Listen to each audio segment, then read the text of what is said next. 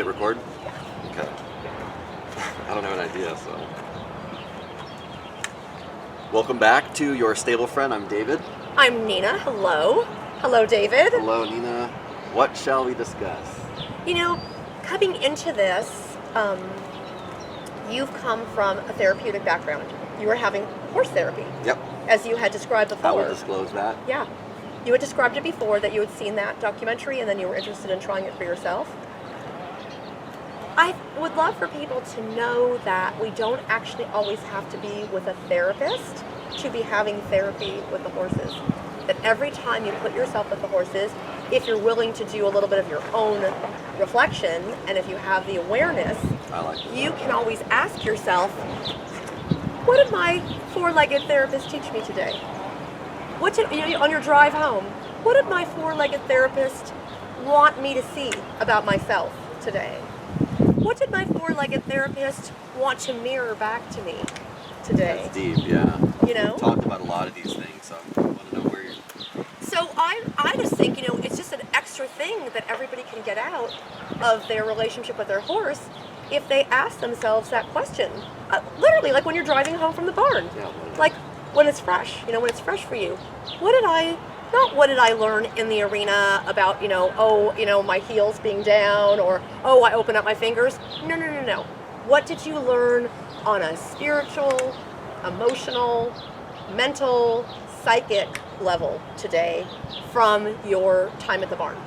What did you learn today when you were at the barn? It might not even be something directly with a specific horse. It might have been something even in the management of the barn that made sense. Like, oh my gosh, I never thought about that. But maybe if I implemented something like that more in my life, things like that. So is there anything that you can think of maybe recently where you thought, like, wow, I just totally realized something. I've just had an epiphany. I just working with Callie or working with Maverick, I've literally just figured something out about myself that I always do. I'm learning so many things all the time, so right now I'm having a bit of a hard time coming up with like a really good concrete example, but one thing I'll say is over the time being here and just being around the horses and working with them, asking a lot of questions with you, asking all the other people who work here who are also learning, I'm getting more confident with the horses. So when I first started, I didn't want to do anything that would hurt the horse, because in my mind, I can't do anything, even just letting them know, hey, we're going to go this way. I'm not yanking them and telling them, you MF, you curse word, So I'm getting more confident where that gives me more empowerment to work with the horses, and that comes with patience. And then when frustration comes up, I can take a deep breath. So it's a little more general. I just can't think of, this is not pre-planned, so I didn't think of a concrete example, but that's just some ideas, so I want to know what you... Well, I was writing something for one of my Facebook pages, and I was describing something about... Can you tell them the Facebook? Travie. Yeah, this was for my Facebook page, the Equestrian Pedestrian. And we'll put that in the description. Yeah, and it's basically a support group for people that are working in hand, on the ground. I like to say with all 6 legs on the ground, 4 of the horse's legs, 2 of the human legs, and when you're working shoulder to shoulder, eye to eye, and heart to heart. I love that. And so it's a support group. It's a motivational page. It offers activities that you can try. I show a lot of my online show videos and take them apart a little bit and say, that could have been better. I should have done this. Just different things to inspire and motivate people that have a horse that's non-ridden. So you have an example with Travie? Yeah, so I was writing something about Travie, and I was writing something about him having a pleaser personality. And here I am, a paragraph later, thinking, who am I talking about? wait, what was I writing about? Yeah. It was everything me. It was so me. And it was so much about him having this awakening that he could be a little bit more concerned about himself. He could be a little bit more assertive about what he wants. I can relate to all and those. And how happy and joyful and confident he became when he realized that I would still love him even if he wasn't perfect all of the time. Or maybe he didn't want to work that day. Sometimes you... Whatever it was, that he didn't have to be a people pleaser. I grew up being the ultimate people pleaser. It's a lot of us. Exhausting.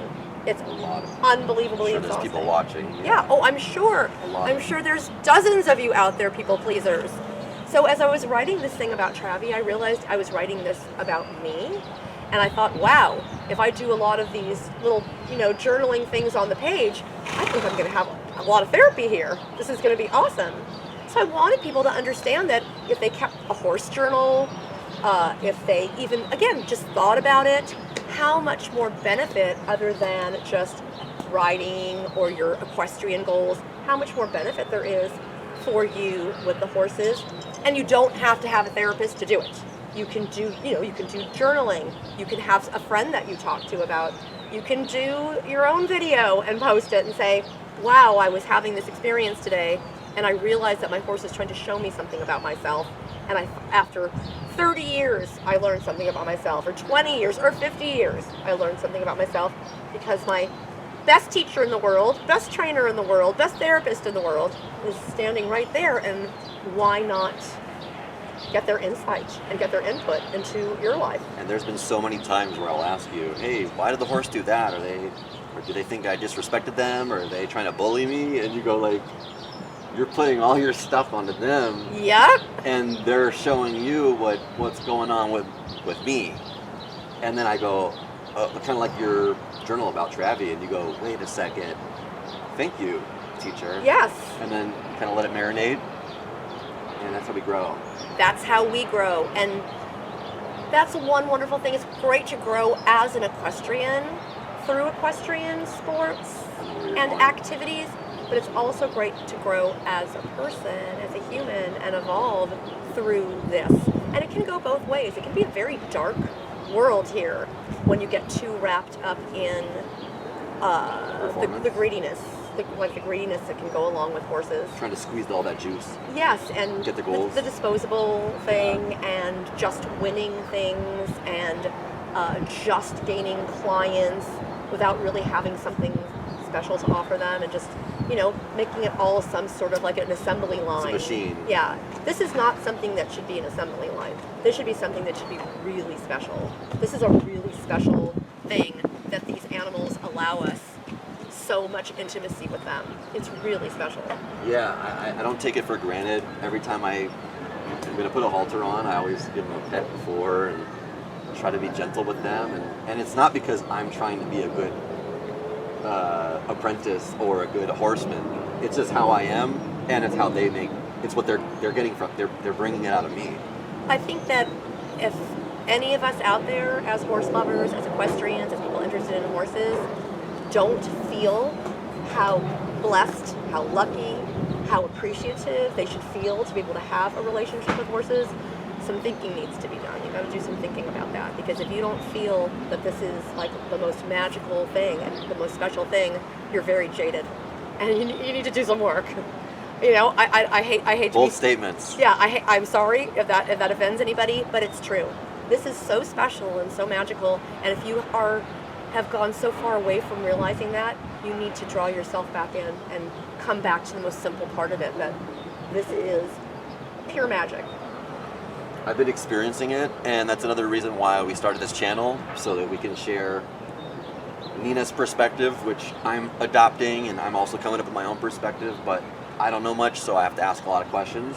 And if this was just another channel teaching you the same stuff that is already available, that would be kind of boring. So it would be very boring, and there is so much of it available. So we really hope that we're offering you not a new perspective, and maybe probably not even a different perspective, but a perspective that doesn't get much talked about, because people, I think, are afraid, to offend anybody. And we'll see in the comments, I'm sure. So. Yes. Well, you'll let us know. So David, thank you. This was great. This was a good one. This is exciting. Okay. Thank you, and thanks for watching The Stable Friends. Wow, we're getting some good content.